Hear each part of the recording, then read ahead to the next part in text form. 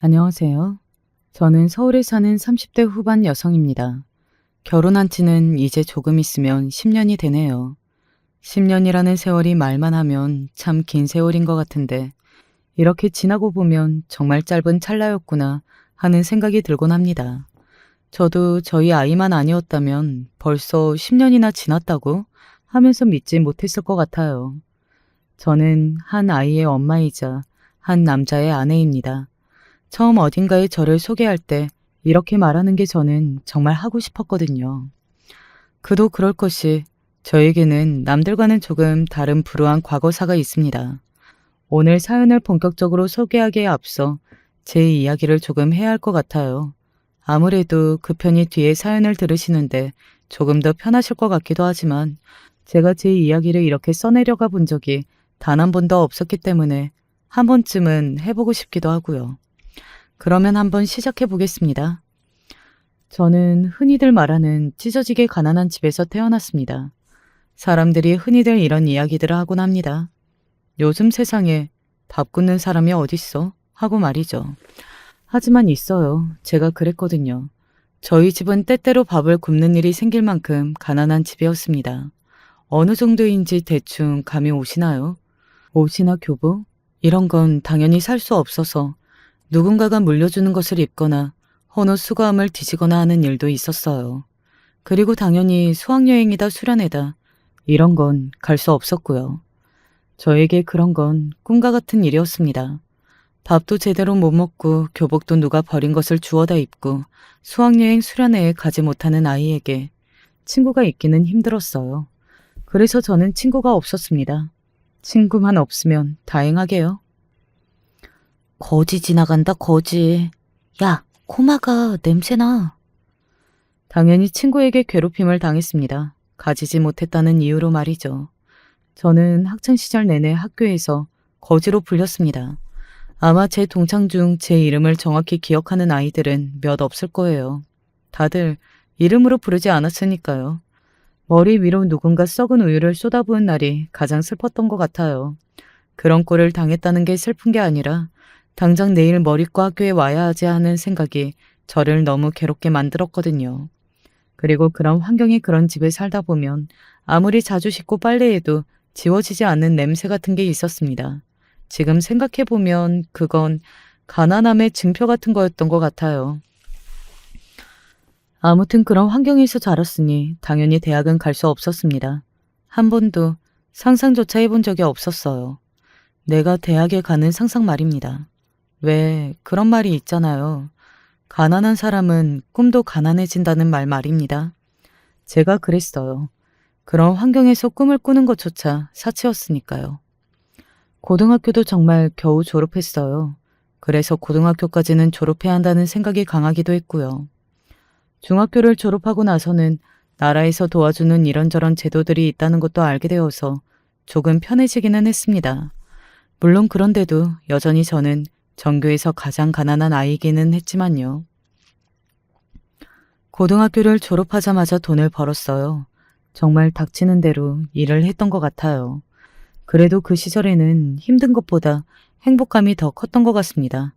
내가 일해서 번 돈으로 밥도 사 먹고 옷도 사 입고 부모님께 드리고 그럴 수 있다는 게 말이죠. 하지만 돈을 모을 수는 없었어요. 고졸에 아무것도 할 줄 모르는 제가 할 수 있는 일이라는 것은 한계가 있었고, 그리고 체력이 그다지 좋은 편이 되지 못해서 하루에 2시간, 3시간씩 자고서는 일을 할 수도 없었거든요. 밥은 굶지 않은 것, 그 정도만 되어도 다행이다 생각하고 살던 어느 날이었습니다. 갑자기 병원에서 걸려온 전화에 저와 엄마 그리고 남동생이 완전히 넋이 나갈 수밖에 없었어요. 아버지가 교통사고로 돌아가셨다는 전화를 받게 되었거든요. 아버지는 다리가 불편하셨습니다. 그래서 횡단보도 같은 걸 건널 때 속도가 느리셨어요. 그래서 주변에서 욕도 참 많이 먹었습니다. 거기 아저씨 빨리 왜 안 가냐고. 장애인이면 밖에 나오지 말고 집 안에만 붙어 있어야 하는 거 아니냐고요. 아버지는 그럼에도 불구하고 한 푼이라도 더 벌어보겠다고 집을 나서는 경우가 많았고요. 돈을 벌어오시는 날은 많지 않았지만요. 아버지가 돌아가시고 나서는 참 아이러니하게도 형편이 조금 나아졌어요. 보상금을 꽤 받았거든요. 상대방이 음주운전을 했던 터라 많이 받을 수 있었습니다. 이 사연을 들으시는 분 중에서 아무리 그래도 아버지가 돌아가신 사건인데 어떻게 돈을 받을 수가 있냐 하시는 분들이 있을 수 있을 거예요. 저도 지금까지 그게 마음이 무겁게 짓누르고 있는 일 중에 하나이고 말이죠. 하지만 당시에는 그럴 수밖에 없었습니다. 당장 앞날이 걱정이기도 했고 엄마도 아팠거든요. 그래서 두 눈을 질끈 감고 받았어요. 그리고 그 돈으로 엄마가 병원에 갔고 남동생이 대학에 갔습니다. 엄마도 남동생도 아직 아버지에게 죄지은 마음을 가지고 있는 게 다 그 이유가 아닐까 싶어요. 아무튼 그렇게 가족에 대해 한시름 놓고 나니 세상이 제대로 보이더군요. 그 전에는 하루 벌어 하루 먹고 사느라 바빴는데 이제는 더 먼 미래를 생각하면서 살아야겠다 하는 생각이 들었달까요? 그래서 공부를 시작했어요. 영어 학원을 등록했어요. 뭐든 영어는 잘해야겠다는 생각이 들어서 말이죠. 그렇게 학원에 다니다가 남편을 만나게 되었습니다. 그때 당시 제 나이가 23이었어요. 남편은 28이었고요. 오전과 낮에는 일을 하고 밤늦게 학원에 다녔거든요. 남편은 당시에 첫 직장에 취직하고 영어가 조금 부족하다 싶어서 배우러 다니는 거였고 말이죠. 물론 수준 차이가 났기 때문에 반은 달랐지만 제가 로비에서 매일 꾸벅 졸아가며 공부하는 모습을 남편은 유심히 지켜봐왔던 모양이었습니다. 어느 날 남편이 저에게 밥을 먹자고 했고 저는 거절했습니다. 남에게 그런 호의를 쉽게 받을 만큼 마음이 열려있는 상태는 아니었거든요. 하지만 남편은 포기를 할 줄 몰랐어요. 그래서 밥 한 번이면 되냐 되물었고 남편은 그렇다고 하더군요. 물론 그게 2번이 되고 3번이 되었지만 말입니다. 정신을 차리고 보니 남편과 저는 연애를 하고 있었습니다. 남편은 꽤 사는 집의 둘째 아들이었어요. 위로는 형이 하나 있었고요. 형은 의대를 나와 의사를 하는 중이라고 했고 자기는 대기업을 다니는 중이라고 했습니다. 대기업 연구원이라고 하는 일을 듣기는 했는데 사실 저는 무슨 말을 하는지는 하나도 못 알아듣기는 했었어요. 조금만 들어도 아니 듣지 않아도 남편과 제가 수준 차이가 심하게 난다는 것은 알 수 있었습니다. 입고 다니는 거나 돈 씀씀이 자체가 달랐으니까요. 데이트할 때 먹는 음식이나 그런 것만 봐도 알 수 있잖아요. 저는 그때 남편이랑 연애하면서 평생 처음 가본 곳들이 아주 많았거든요. 그래서 저는 절대 남편과 결혼을 할 수 있을 걸로 생각하지 않았습니다. 차이가 나도 너무 나니까 말이죠. 그런데 남편은 저에게 청혼했어요. 나중에 왜 그랬냐고 물었더니 그냥 당신이 너무 좋아서 라고 대답하던 남편은 아마 죽을 때까지 잊지 못할 것 같네요. 아무튼 결혼을 약속하고 바로 할 수 있었던 건 아니었습니다. 당연히 엄청난 반대에 부딪혀야 했거든요. 뭐 시댁 어르신들에게 그 일로 아직 서운하다거나 하지는 않아요. 제가 시댁 어르신들 입장이었어도 저 같은 며느리는 마음에 들지 않았을 것 같기는 하니까요. 저는 이 사람 아니면 결혼할 생각이 없습니다. 남편은 계속해서 그렇게 시댁 어르신들을 설득했어요. 그리고 몇 번 만나다 보니 저에 대한 인상도 많이 달라진 것 같았고요. 나중에 시간이 조금 지나서 듣기로는 시어머니는 그렇게 불우한 유년기를 보내고 한 사람들은 어딘가 막 살고 놀았고 뭐 그랬을 것 같은 편견이 있으셨다고 하더라고요.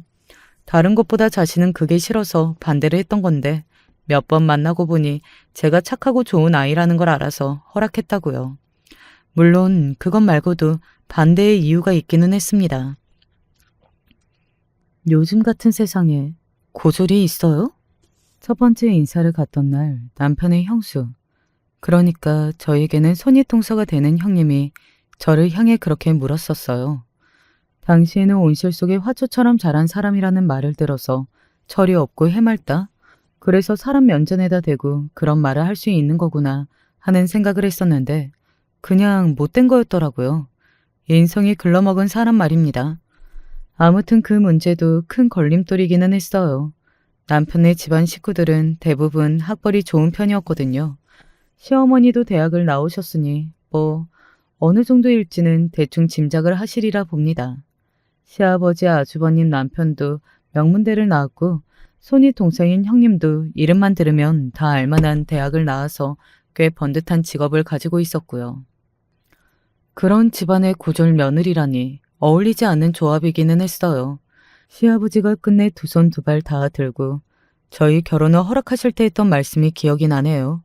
꽤 인상적이었거든요. 배웠다는 사람들이 그런 이유로 사람을 싫어하고 반대하고 차별하면 안 되는 거 아니겠니? 그런 생각이 드니 그러한 이유로 결혼을 반대하는 내 자신이 참 우스워지더구나. 그건 그 누구의 잘못도 아닌데 말이다. 남들보다 덜 배웠다는 게 적어도 사랑의 결실인 결혼에 걸림돌이 되어서는 안 되는 거 아니겠니?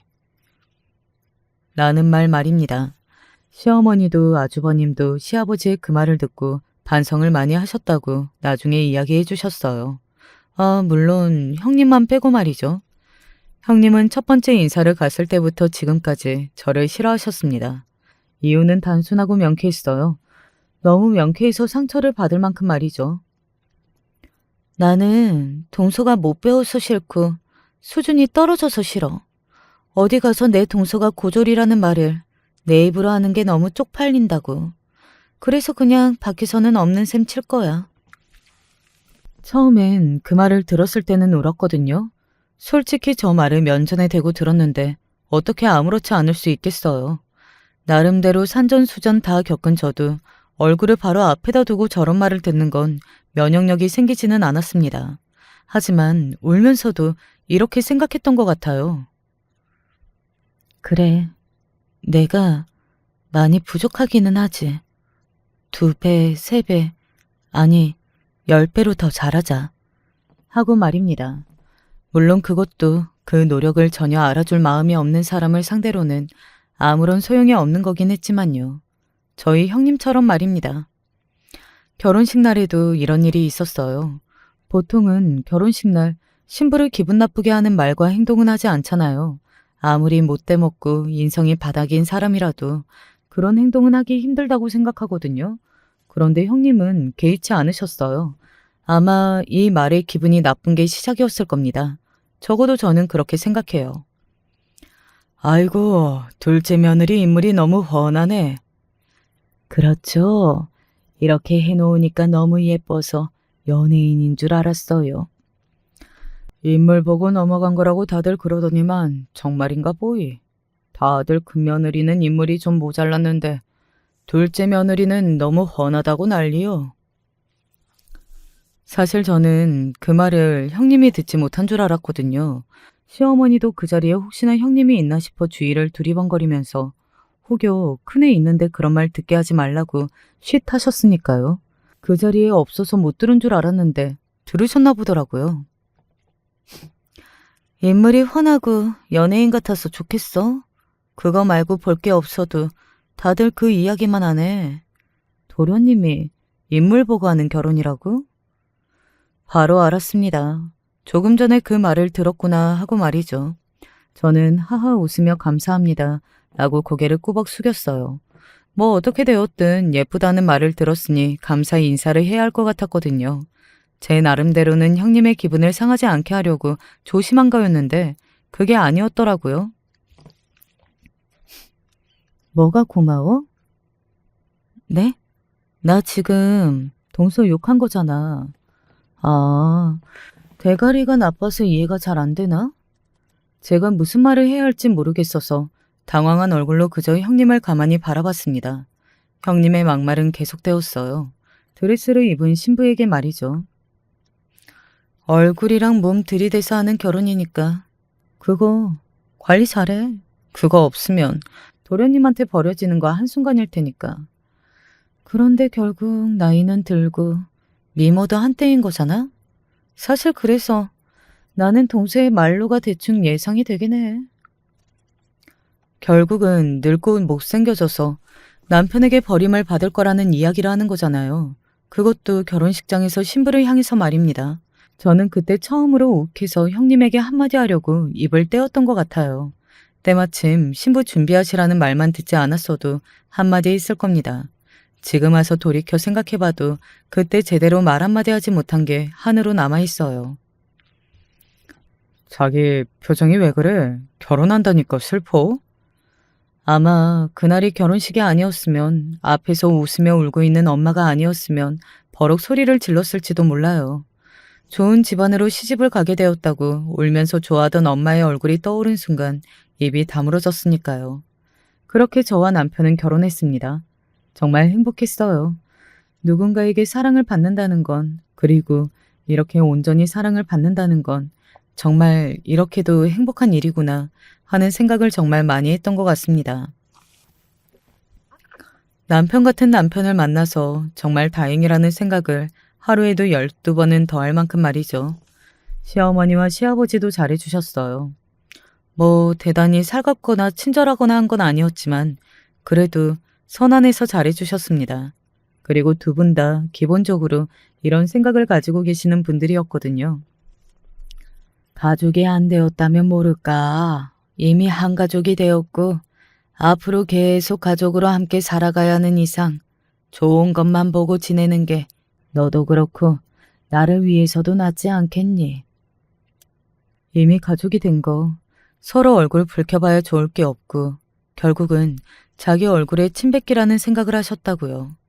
사실 그게 맞는 말이기는 하잖아요. 두 분 다 현명하신 분들이었습니다. 다들 잘해주는데 나까지 잘해줄 필요는 없잖아. 그리고 형님은 가족들이 저에게 잘해주는 걸 굉장히 눈꼴 시려워했어요. 제가 알기로 아주버님과 그 문제로 다툼 아닌 다툼이 있었다고 들었거든요. 그러니까 아주버님이 저에게 친절하시니까 왜 그렇게 친절하냐고 화를 냈던 적이 있다고 들었습니다. 나중에 남편을 통해서 듣게 된 이야기이긴 했어요. 집안 사람 모두가 형님이 저를 좋아하지 않는다는 것을 알고 있었습니다. 물론 어느 정도인지는 몰라도 대충은 말이죠. 그도 그럴 것이 사람이 사람을 그 정도로 미워하면 티가 날 수밖에 없거든요. 게다가 가족이잖아요. 모르는 게 이상한 상황이기는 했어요. 형수님이 자기 많이 뭐라고 해? 언젠가 한번 남편이 물었던 적이 있습니다. 사실 그것도 참다 물어본 거라고 하더군요.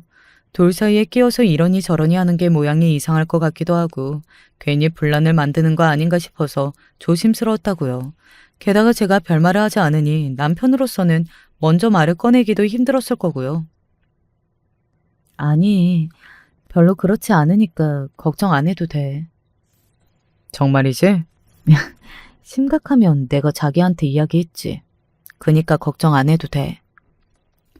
사실 심각한 정도이기는 했지만 저는 남편에게 그렇게 말했습니다.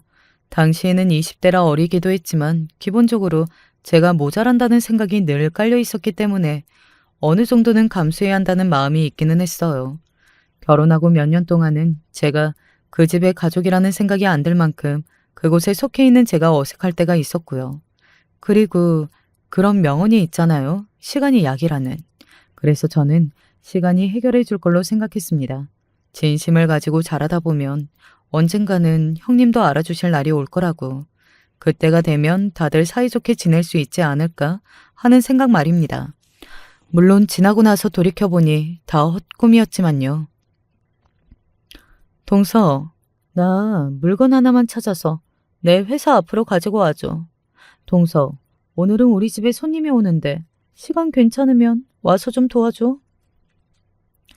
처음에는 그래도 그런 식으로 부탁하는 느낌을 담아 이야기하기라도 했던 것 같아요.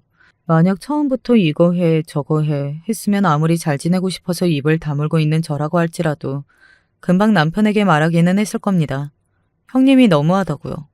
하지만 형님은 자기가 아쉬운 게 생기면 저렇게 부탁하는 듯 굴다가도 볼 일이 끝나면 여전히 저를 무시하게 일쑤였어요. 아니, 머리가 나쁘면 집안일도 못하는 거야? 내가 이거 말고 다른 거 말한 거잖아. 하여간 뭐 하나를 제대로 시키지도 못하겠어. 할 줄 아는 게 뭐야? 남들은 시어머니에게 당해도 혀를 내두를 시집살이 아닌 시집살이를 저는 손윗동생에게 당하고 있었던 겁니다. 저를 무슨 식모 부리듯 굴었으니까요. 제가 자신보다 못하니 그런 대접을 받아도 된다고 생각했던 겁니다. 만약 그게 계속 이어졌다면 아무리 저라고 해도 버틸 수 없었을 거예요. 하지만 아이를 가지고 한결 나아졌습니다. 아이고, 우리 집안에도 드디어 애기 울음소리가 나겠구나. 네가 우리 집 복덩이다 복덩이야. 당시에는 형님이 결혼한 지 6년이 넘어가는데도 임신이 되지 않고 있었거든요. 그런데 제가 결혼을 하고 2년이 채 되지 않아 아이가 들어선 겁니다. 형님으로서는 그런 제가 너무 꼴보기가 싫고 미웠을 것 같기는 해요.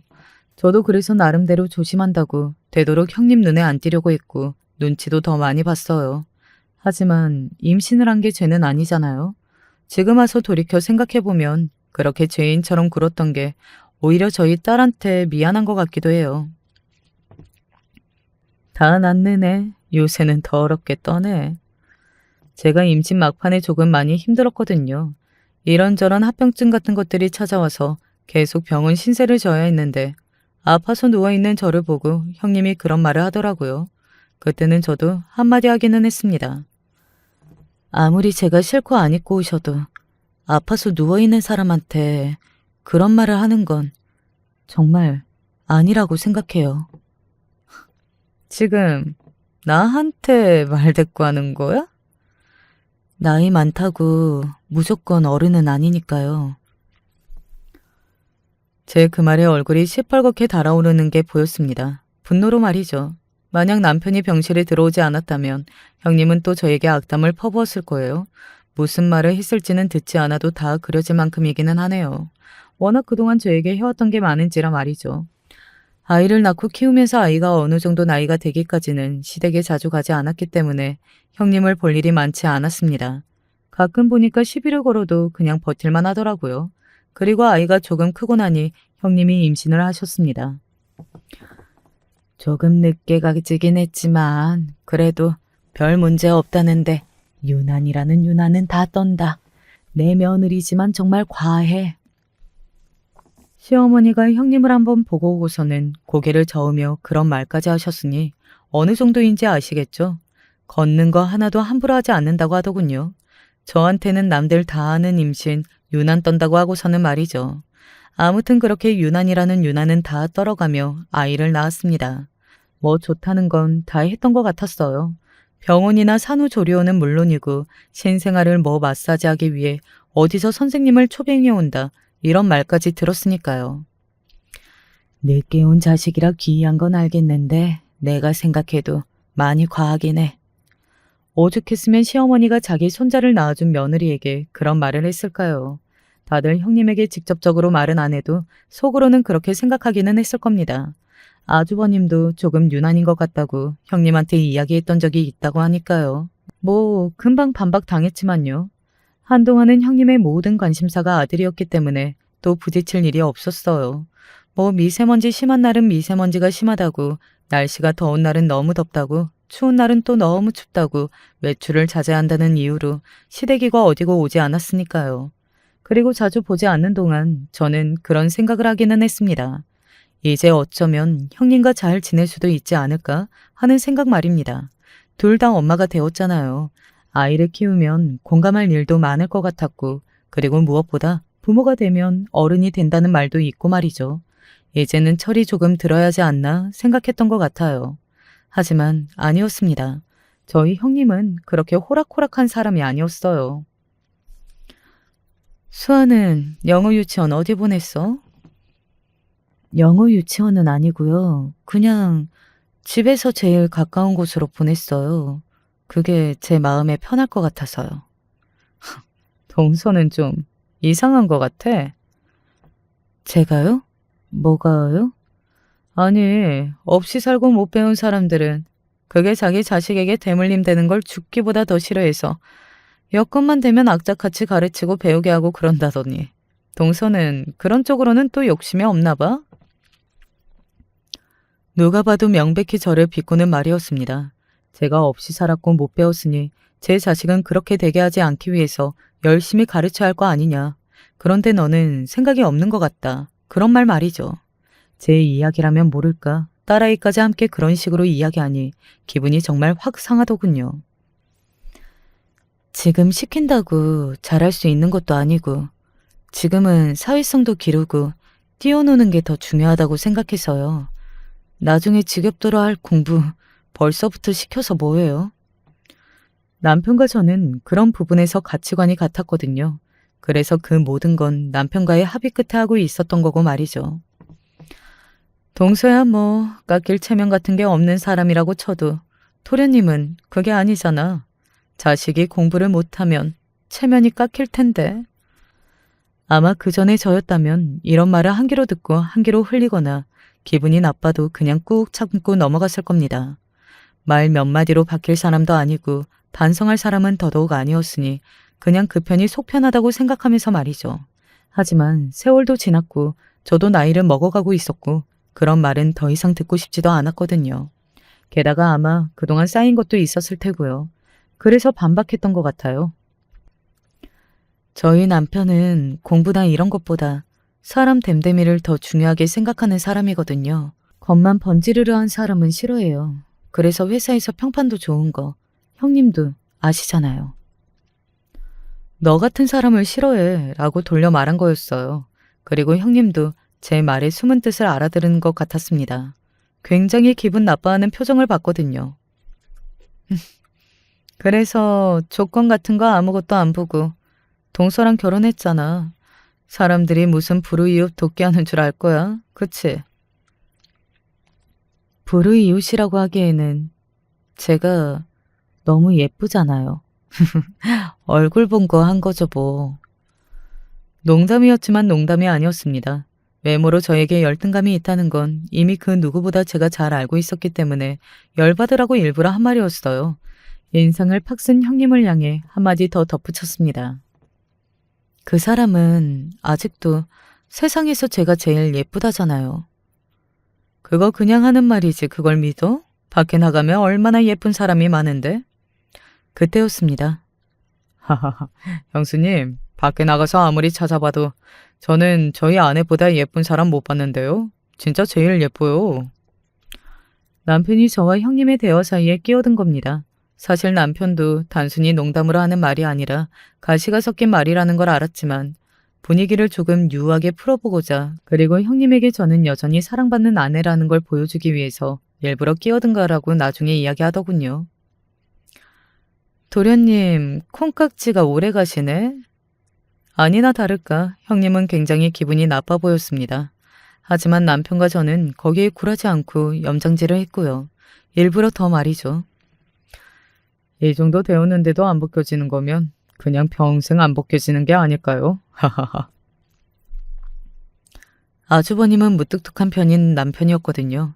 그래서 형님에게 살가운 말 한마디 하기 힘들어하는 사람이라는 걸 저는 잘 알고 있었습니다. 그래서 다정한 남편들을 부러워한다는 것도 말이죠. 그렇다고 아주버님이 뭐 성격이 안 좋다거나 한 것도 절대 아니었어요. 표현이 조금 서투를 뿐 굉장히 좋은 분이셨거든요. 어쩌다 형님 같은 여자를 만났나 싶어서 안타까울 만큼 말입니다. 그래서 저는 형님의 그 열등감 아닌 열등감이 더 이해가 안 갔고요. 다 가지고 누리고 있으면서 말이죠. 그때 형님은 정말 많이 빈정이 상했을 겁니다. 저와 남편이 둘 다 동시에 자신을 매겼다고 생각했을 테니 말이죠. 자존심이 보통이 아닌 사람인데 완전 담아뒀을 거라고 그때도 생각을 했던 것 같아요. 그러거나 말거나 였지만요. 그렇게 꽁하게 담아두게 되는 일이 몇 번이 더 생겼어요. 그리고 어느 날 그게 폭발하게 되어버린 사건이 일어났습니다. 그리고 그 사건이 오늘 제가 이 사연을 쓰게 된 계기가 되었고요. 그날은 시아버지가 다 같이 모여서 밥이나 먹자고 한 날이었어요. 시아버지의 생신이었거든요. 저희 딸아이도 조카도 다 같이 말이죠. 어머머, 수아는 어떻게 이렇게 똑똑하니? 갑자기 시어머니가 호들갑을 떨었습니다. 원래는 그러시는 분이 아니거든요. 매사에 조용조용한 분인데 그렇게 큰 소리로 호들갑을 떠시는 건 저도 몇 번 보지 못한 모습이었습니다. 갑자기 왜 이렇게 호들갑이야? 아니, 수아가 이걸 읽잖아요. 시어머니가 그렇게 이야기하면서 책장을 가리켰습니다. 그 책장은 시아버지가 읽으시는 책들이 잔뜩 꽂혀 있었는데 그게 다 한자 제목이었거든요. 그런데 이제 6살이 조금 지난 아이가 그걸 손가락으로 가리키면서 읽고 있으니 시어머니로서는 놀라실 수밖에요. 너희 알고 있었니? 수아 한자 읽는 거. 저희도 얼마 전에 알았어요. 유치원에서 선생님이 말씀해 주셔서. 원래 한자로 된 책 보고 있는 걸 좋아했는데 저는 그게 그냥 그림 같아서 보고 있는 건 줄 알았는데 아니었더라고요. 제 그 말에 시어머니가 박수를 치기 시작하셨어요. 우리 아들들도 키우면서 내가 똑똑하다고 생각했는데 이 정도는 아니었다. 우리 집안에서 이런 영재가 나오다니 나 너무 신기해. 시어머니가 그렇게 이야기하며 눈을 빛내고 있는 게 보였고 저는 습관적으로 형님의 동태를 살폈습니다. 아니나 다를까 표정이 썩어가고 있는 게 딱 보이더군요.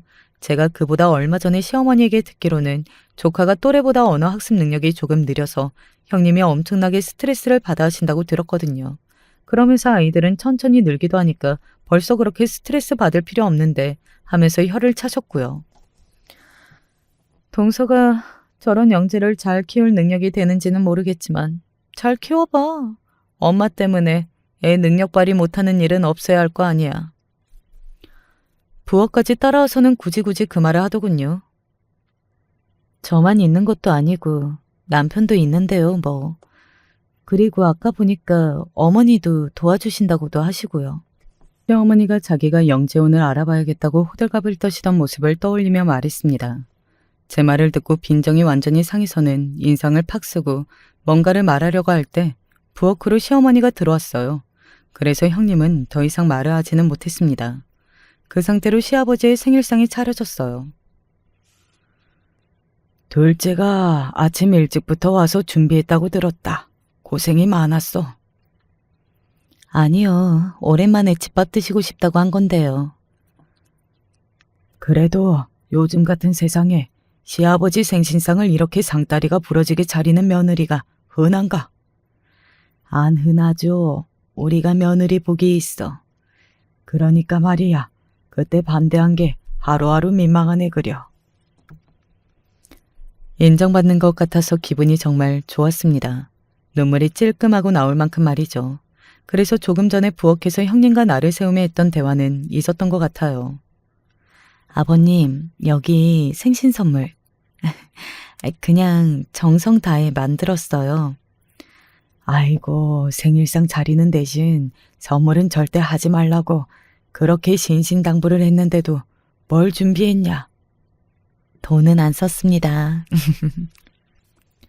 시아버지는 웃으며 선물을 풀어보셨어요. 직접 만든 손수건이었습니다.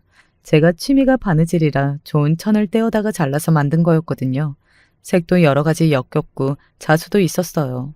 제가 만들었지만 제가 봐도 잘 만들었다 싶은 손수건이었습니다. 시어머니도 이렇게 말씀하셨으니까요. 아이고, 이건 팔아도 되겠다. 당신은 좋겠슈. 이렇게 고운 걸 아까워서 어떻게 쓰노? 저는 그 반응에 몸둘 바를 몰라 웃고만 있었는데 형님이 조용히 쇼핑백 하나를 시아버지에게 건네었습니다. 명품이었어요. 딱 봐도 비싼 신발이었습니다. 내가 며느리들 때문에 호강하네, 호강해. 시아버지는 그 신발을 받고 물론 좋아는 하셨지만 제가 손수건을 드렸을 때만큼의 반응은 아니었거든요. 사실 시어머니나 시아버지는 돈이 많으신 분들이었고 이미 어지간한 건 다 가지고 계셨기 때문에 제가 한 선물이 더 와닿으셨을 수도 있습니다. 그런데 형님은 그 반응에 굉장히 빈정이 상했고요. 뭐 이해가 가지 않은 것은 아니에요.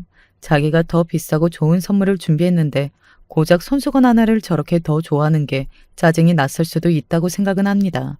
물론 저라면 그러지 않았겠지만요. 다 같이 밥을 먹는 내내 형님은 제대로 말 한마디 하지 않았어요. 뭐 어르신들이 질문을 하면 단답형으로 대답하는 정도랄까요. 그렇게 식사 자리가 끝나고 치우는 와중이었습니다. 저와 형님 말고는 다들 거실로 나가서 차를 마시는 중이었거든요. 거실과 부엌에 중문이 있었기 때문에 큰 소리로 말하지 않는 이상 저희 대화가 거실에서는 들리지 않는 구조였어요.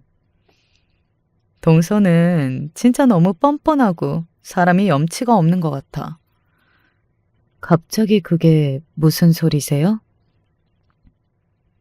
뭐 예상은 했었습니다. 둘이 남게 되었을 때 형님이 저에게 시비를 걸어올 거라는 사실을 말이죠. 다년간 봐온 형님이라면 그럴 테였지만 게다가 그날은 여러 가지 일들로 인해 저에게 감정이 많이 상해 있었잖아요. 그래서 100% 그럴 걸로 생각했어요. 놀랍지 않았습니다. 어떻게 시아버지 생신 선물로 그런 걸 준비해? 그런 게 뭔데요? 쌍팔년도도 아니고 직접 만든 천쪼가리가 뭐야? 정말 그런 것만 봐도 수준을 알 수 있다니까. 기분이 정말 나빴지만 꾹 참았습니다. 밖에는 어른들이 계셨잖아요. 게다가 그날은 시아버지 생신이었고요. 그런 날 소란을 피우고 싶지 않았어요. 아마 형님도 제가 그럴 걸로 생각해서 더더욱 마음 편하게 시비를 거신 거겠지만요. 아버님 좋아하셨잖아요. 그러면 된 거죠 뭐. 그런 제 말에 인상을 팍 쓰는 게 보였습니다. 실제로 좋아하신 건 맞으니까요. 아니, 어르신이 싫은 소리 못 하시는 거면 동서라도 눈치가 조금 있어야지. 그게 정말로 좋아하시는 걸로 보였어? 네.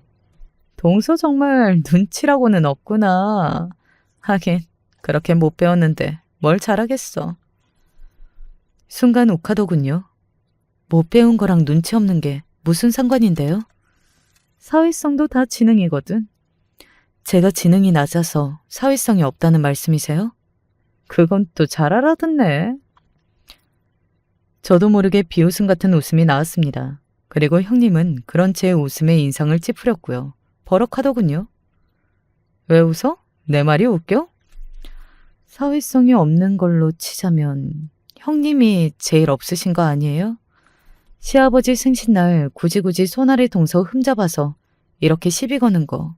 그게 사회성이 있는 행동 같지는 않는데요. 형님은 움찔하더군요. 제가 한 말 중에 틀린 말은 하나도 없었으니까요. 하지만 형님은 저에게 지는 것을 용납할 수 없는 사람이었습니다. 그건 형님에게는 있을 수도 있어서도 안 되는 일이었으니까요. 나는 있잖아. 주제를 모르는 인간들이 제일 싫어. 갑자기 그런 말을 하더군요. 없이 살고 배운 것도 없는 주제에 이렇게 좋은 집으로 시집을 왔으면 납작 엎드려서 눈치나 보고 있어야지. 자기 주제도 모르고 나대는 게 너무 꼴보기가 싫단 말이지. 지금 그거 제 이야기 하시는 거예요? 그 정도 눈치는 있나 보네. 영 지능이 낮지는 않은가 봐. 그 빈정거림에 저도 순간적으로 이성을 잃었던 것 같아요. 버럭 소리를 지르려고 숨을 들이마셨습니다. 하지만 소리를 지른 건 제가 아니라 다른 사람이었어요. 이게 무슨 말이에요? 언제부터 와 있었던 건지 어디서부터 들은 건지는 몰라도 조금 열린 부엌의 중문을 남편이 열며 들어왔습니다. 그리고 저는 형님의 얼굴을 봤어요. 제가 처음 보는 얼굴이었습니다. 그렇게 당황하고 놀란 형님의 모습은 처음 보는 모습이었거든요. 도련님, 지능? 주제? 방금 제가 들은 말이 모두 다 이 사람한테 형수님이 하신 말이 맞아요? 네? 아니, 그게 맞냐고 물었잖아. 저는 남편이 형님에게 반말하는 것도 처음 봤고 그렇게 화가 난 모습을 보는 것도 처음이었습니다. 10년 가까이 살면서 그런 모습은 단 한 번도 보여주지 않았거든요. 그래서 놀란 얼굴로 남편을 바라봤던 것 같아요. 아니, 이게 무슨 소란이냐? 시댁 어르신들과 아주버님까지 다들 부엌으로 몰려들었어요. 형님은 더 이상 더 떨어질 수 없을 만큼 바들바들 떨고 있었습니다. 그 긴 세월 동안 저를 괴롭혀오면서 단 한 번도 발생하지 않았던 상황이었으니 내성이 없을 만하기는 했어요. 주제를 모르고 나대서 싫고 지능이 낮다고요? 세상 어느 동서가 이렇게 심한 말을 한답니까? 예? 아니, 이게 다 무슨 말이니? 진짜니? 저는 다른 건 다 참아도 내 아내한테 이렇게 막말하고 험하게 하는 건 절대 못 참아요. 형수, 다시 한번 내 아내 건들면 그때는 죽어. 형님 죽고 나 사는 거야. 알겠어요? 남편은 그렇게 말하고서는 저를 데리고 부엌에서 나왔습니다. 그리고 놀란 눈으로 서 있는 시아버지에게 죄송하다고 꾸벅 인사를 한 뒤 그대로 아이와 저를 데리고 그 집을 나왔어요. 워낙 순식간에 일어난 일이라 뭐가 지나간지도 모르겠더라고요. 그날 집에 와서 남편에게 저도 한 소리 들었습니다. 그런 일이 있었는데 여태 왜 아무 이야기도 하지 않았느냐고요. 그래서 저도 미안하다고 하다가 조금 울었네요. 아무래도 그동안 속에서 골마오고 있던 게 있었던 모양이었습니다. 그리고 시댁을 그렇게 나올 때 뒤에서 형님이 주저앉아 우는 것 같았거든요. 사실 그래서 걱정이 조금 되기는 했던 것 같아요. 어떻게 되었든 간에 저와 남편은 시댁을 나왔고 거기에서 주저앉아 우는 건 형님이었으니까 형님이 자기 유리한 대로 이야기를 할 게 뻔하잖아요. 그래서 혹시나 시댁 어르신들이나 아주버님이 오해를 하실까 봐 말입니다. 그 걱정을 하니 잠이 오지 않더라고요. 이 가족 관계가 안 좋아지는 건 아닌지 하는 생각부터 인연을 끊게 되면 어떡하나 별별 생각이 다 들었습니다. 하지만 다행스럽게도 그런 일은 일어나지 않은 모양이었습니다. 시어머니에게 전화가 왔거든요. 네가 어떤 소리 들었을지. 아휴, 내가 보지 않아도 비디오다. 그동안 고생 많았다. 아닙니다. 나랑 네 시아버지는 네가 한 번도 주제에 안 맞게 우리 집에 시집 왔다고 생각해 본 적이 없다. 처음에는 그랬을지 몰라도 지금은 진심으로 네가 우리 며느리라 다행이라고 생각해. 그거 알지? 네, 알고 있습니다. 감사합니다. 시어머니에게 그 이야기를 듣는데 눈물이 저도 모르게 주르륵 나오더라고요. 시어머니와 한참을 통화했던 것 같아요. 형님은 자기는 억울하다 했지만 그간 봐온 것들이 있었기 때문에 시어머니와 시아버지는 형님의 그 말을 믿지 않았다고요. 그리고 저와 사이가 소원해지는 것도 싫으시다고 직접적으로 이야기하셨습니다. 나나 네 시아버지는 너와 이번 일로 사이가 소원해지는 것이 무서우니까 그런 일이 있었다고 발길 끊고 그러면 안 된다. 알겠지? 수아도 자주 데리고 오고. 나중에 들었는데 그날 형님은 시아버지에게 대단히 많이 혼이 났다고 들었습니다. 어디서 주제 이야기라 하고 사람이 그렇게 못됐냐고 말이죠. 더 배웠다고 누구를 깔보기 전에 먼저 인간이 되라는 말에 형님이 굉장히 충격을 받은 것 같았다고요. 그리고 아주버님과도 싸워서 이혼까지 갈 뻔했다는 이야기를 들었습니다. 이건 형님에게 직접 들은 이야기예요. 그 일이 있고 일주일 뒤쯤 저를 찾아왔거든요. 이제 속이 시원해? 첫 마디가 그거였습니다. 뭐 무릎을 꿇고 사과를 하기를 바란 건 아니었지만 그래도 그간 내가 미안했다. 우리 이제는 잘 지내보자. 이 정도는 할 줄 알았거든요. 그런데 아니었어요. 속으로 이런 생각을 했습니다.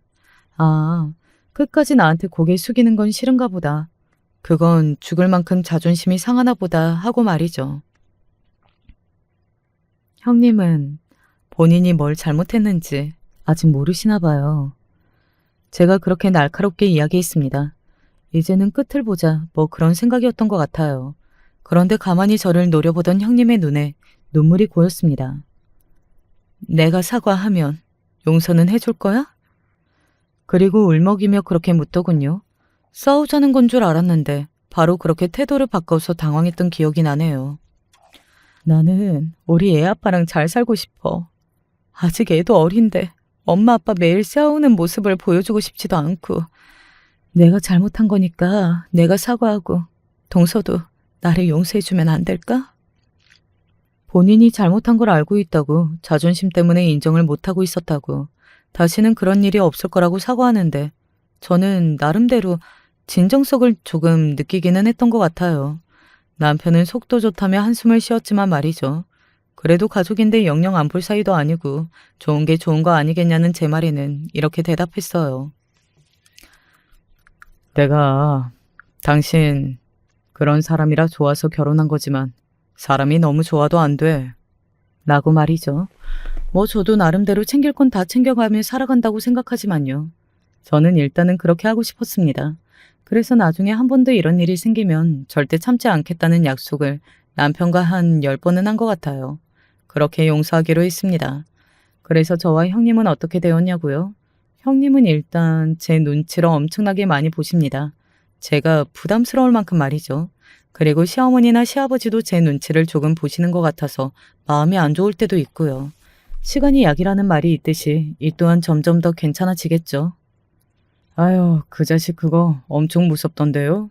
자기 아내 일이라면 눈을 까디집던데 재수씨 시집 하나는 정말 잘 오셨습니다. 오직 아주버님만이 웃으며 저를 평소처럼 대해주세요. 형님과 제 이야기는 여기서 끝입니다. 뭐 앞으로 형님이 어떻게 노력하느냐에 따라 결론이 달라지기는 하겠지만 지금까지는 아무런 문제가 없이 잘 지내고 있어요. 부디 평화로운 이 일상이 계속되기만을 바랄 뿐입니다.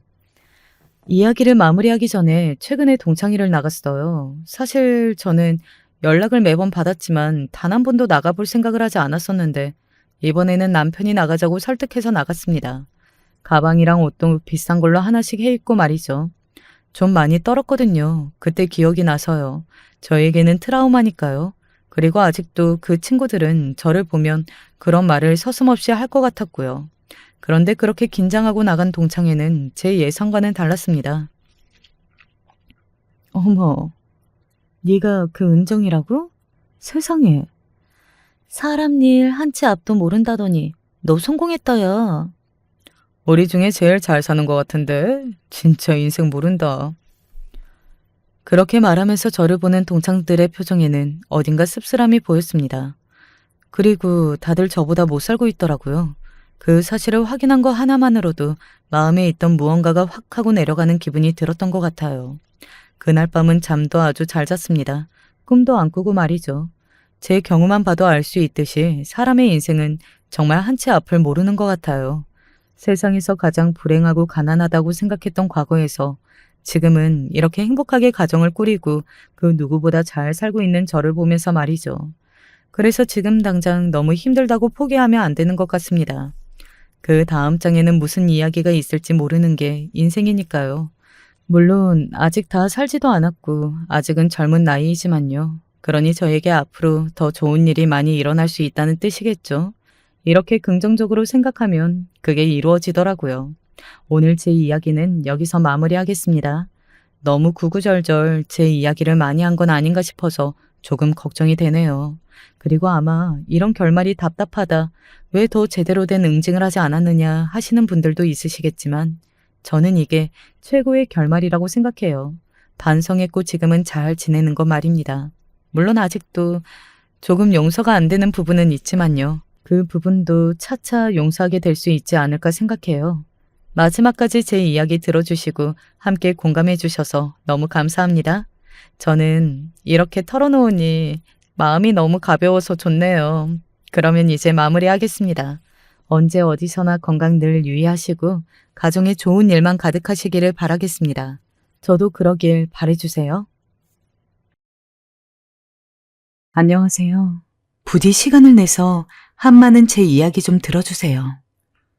저희 젊었을 때만 해도 30살 넘어서 결혼하는 것은 사실상 노총각 노처녀 이야기를 들어도 아무 말 못할 정도였습니다. 제 주변도 그렇고 다들 20대 초반, 정말 늦어도 20대 후반에는 결혼을 했죠.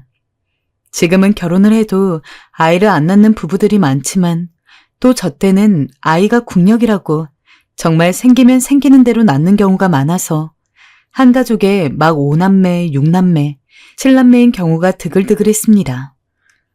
그리고 저도 6남매 중 둘째 아들로 태어났죠. 제 형제들도 다들 나이가 차면 빨리빨리 결혼을 했는데 유일하게 늦게 결혼한 게 저였습니다. 저는 부모님처럼 빨리 좋은 아내를 만나서 저만의 가정을 이루고 싶었는데 결혼이라는 게 혼자 하는 것도 아니고 내 마음대로 되는 게 있나요? 소개팅도 받아보고 맞선도 주선도 받아보고 당연히 연애도 할 만큼 해보았지만 이상하게 결혼까지 가기가 어려웠습니다.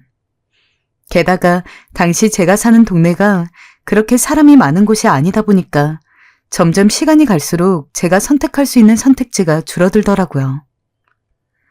너는 대체 결혼을 언제 하려고? 네 나이가 이제 곧 30이야. 우리가 네 걱정하느라 요즘 잠을 못 잔다. 어머니, 아버지, 제가 알아서 할게요. 걱정하지 마세요. 알아서 한다고 했다만 아무도 데려오질 않잖니. 네가 얼굴이 못난 것도 아니고 그렇다고 직업이 별로인 것도 아닌데 아휴, 일을 어쩌면 좋을지. 20대 중반까지는 부모님도 그저 지켜만 봤지만 제가 20대 후반이 되고 30을 바라보는 나이가 되자 점점 저에게 왜 결혼을 안 하냐면서 압박을 하기 시작했죠. 저도 결혼을 하고 싶은데 못하고 있는 상황에서 부모님까지 그렇게 계속해서 결혼에 대한 압박을 주니까 너무 힘들었습니다. 정말 한때는 병 쪽으로 소개팅을 받고 그랬는데도 연애까지나 어떻게 갔다 싶으면 결혼은 아닌 것 같다고 그러며 헤어지자고 그러고 정말 얼마나 스트레스를 받았는지 그 젊은 나이에 스트레스성 탈모가 와서 한동안 발모제 바른다고 고생했어요. 심지어 제 위에 있는 누나는 물론이고 아래에 있는 동생들까지 하나하나 결혼을 하는 걸 보다 보니까 더욱 조급해졌죠. 정명아, 누나 결혼해. 다음 달쯤에 할 거니까 잘 차려입고 와. 다음 달? 벌써? 그렇게 빨리 가는 거야?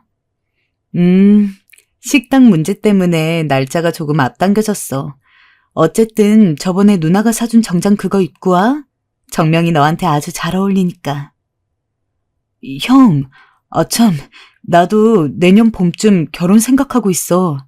이 소식을 언제 전해줘야 싶었는데 누나 소식 전하면서 같이 전하게 되네. 근데 형은 언제 가는 거야? 우리만 가니까 형이 혼자 남게 되는 것 같아서 미안한데. 아니야, 미안할 거 뭐 있어. 누나랑 너 다 잘 살면 되지. 어쨌든 결혼 축하해. 축의금 넉넉히 할게, 누나. 가족들 결혼식을 가는데 마음 놓고 축하를 해줄 수 없는 기분 아시나요? 예쁜 드레스랑 턱시도 차려입은 동생들을 보면서 박수는 쳐주는데 제 마음 한구석은 까맣게 타들어가고 그렇게 30살이 넘었을 때는 저는 솔직히 반쯤 포기하고 있었습니다. 부모님도 이쯤 되면 그냥 결혼하라고 이야기해서 될 게 아니란 걸 알았는지 저에게 더 이상 결혼에 대한 이야기도 하지 않으셨죠. 물론 저 스스로 혼자 눈칫밥을 먹고 있긴 했습니다. 다른 형제들 다 자기 아내랑 남편이랑 신혼집에서 사는데 오로지 저만 그때까지 부모님이랑 같이 살았으니까요. 하지만 오히려 그렇게 포기를 하고 마음 편하게 지내다 보니까 짝이 찾아오나 보더라고요. 31살 때 정말 운이 좋게 지금의 아내를 만나게 되었습니다. 아내 역시 주변 지인의 소개팅으로 만나게 되었는데 때마침 아내 역시도 제가 과거에 그랬던 것처럼 결혼에 대한 압박을 조금 받고 있었고 그래서 그런지 서로 상황도 잘 이해가 되고 통하는 것도 많고 게다가 아내는 그걸 제외하고도 성격적으로도 참 괜찮은 사람이었습니다. 제가 아내 손을 잡고 처음 부모님에게 소개를 시키러 갔을 때 부모님이 어찌나 좋아하시던지 정말 제가 요즘 같은 시대에만 태어났어도 30 넘어서 결혼 못하는 것 가지고 이렇게까지 힘들어하진 않았을 것 같습니다. 근데 뭐 어떡하겠어요. 일찍 태어난 게 죄라면 죄인 것을. 아무튼 아내와 결혼을 하고 슬아의 외동아들도 하나 낳고 정말 열심히 살았습니다. 특히나 자식까지 생긴 마당에 애 뒷바라지하는 것도 신경 써야 하니 정말 허리가 휘도록 일했죠. 애초에 자식은커녕 결혼조차도 힘들 거라고 생각하며 단념하던 상황에서 기적처럼 만난 아내 그리고 기적처럼 낳게 된 자식이기 때문에 저는 정말 말 그대로 건강하게만 자라주었으면 했습니다. 공부를 잘하면 좋겠지만 못해도 상관없어요. 그냥 친구들이랑 사이좋게 나쁜 짓을 하지 않으면서 행복하게 살기만을 바랬습니다. 그리고 무엇보다도 나중에 아들이 나이가 차서 홍기가 되어가지고 결혼할 시기가 되었을 때 저는 절대로 저희 부모님처럼 아들에게 결혼하라고 압박하지 않을 거라고 다짐했습니다. 제가 부모님으로부터 결혼에 대한 이야기를 정말 귀에 이골이 나도록 들었을 때 당시에 제가 얼마나 스트레스를 받고 밥 한 술 제대로 못 넘기는 날이 있을 정도로 힘들다고 느끼는 나날이 있었는지를 기억하고 있기에 적어도 아들만큼은 그런 압박에서 벗어나게 하고 싶었습니다. 아들, 꼭 결혼을 하지 않아도 된다. 만약에 네가 능력 있고 혼자 사는 게 좋다면 왜 굳이 무리해서 결혼을 해야 하겠어? 부담 갖지 않아도 된다.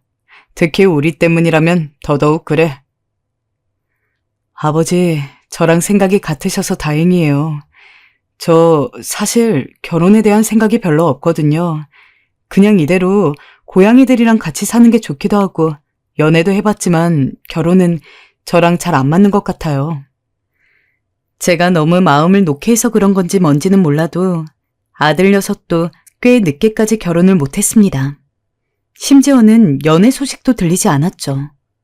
물론 부모된 마음으로서 자식이 그래도 좋은 사람 만나서 잘 살면 좋겠다는 생각은 했지만 여전히 처음 마음먹은 그대로 저는 아들에게 연애도 결혼도 그 무엇도 강요하고 싶지 않았습니다. 하지만 아내는 아니었던 모양입니다. 여보, 현석이 이 녀석 이러다가 다 늙을 때까지 결혼 못하는 거 아니에요? 당신도 뭐라고 말 좀 해봐요. 애 결혼을 시켜야지. 제가 지금 나이가 몇 살인데. 당신 혹시 현석이한테 결혼하라 이야기했어? 당신도 나랑 결혼할 때 기억하잖아. 나나 당신이나 부모님한테 빨리 결혼하라고 압박받았던 거. 나는 우리 현석이가 연애 안 하고 싶고 결혼 안 하고 싶다고 하면 그걸로도 괜찮다고 생각해. 설사 하고 싶은데 못하는 거라고 하더라도 그거를 부모인 우리가 강제적으로 해라 말아라 할 것도 아니잖아. 자식 의사가 먼저지. 아니, 그게 틀린 말은 아닌데 아무리 그래도 비혼주의는 좀 아니죠. 아무리 세상이 바뀐다고 한들 우리 죽고 현석이 혼자 남으면 얼마나 외롭겠어요. 가족이라고는 아무도 없는데 내가 현석이한테 형제가 있었어도 이렇게 말 안 해요. 지 혼자 늙어가는 게 얼마나 외롭고 쓸쓸한 일인데 쟤는 아직 어려서 모르는 거라고요. 당신도 솔직히 나 없이 혼자 이 집에 있다 생각하면 마음의 병 안 오겠어요? 우리가 재촉해야 한다고요. 에헤, 이 사람 정말 말이 안 통하네. 결혼은 재촉하고 스트레스 줘서 될 문제가 아니라고. 자기가 안 하고 싶다는 걸 어찌 시켜? 나도 당신이랑 말 안 통해요. 오늘 밥은 당신이 혼자 알아서 차려 먹어요. 뭐? 아내는 어찌됐던 아들이 반드시 늦기 전에 결혼을 해야 한다고 생각하는 것 같았습니다. 꽤 오랜 시간 토론 아닌 토론을 했지만 결국 마무리가 되지 않았죠. 심지어 혼자 밥 먹어야 했습니다.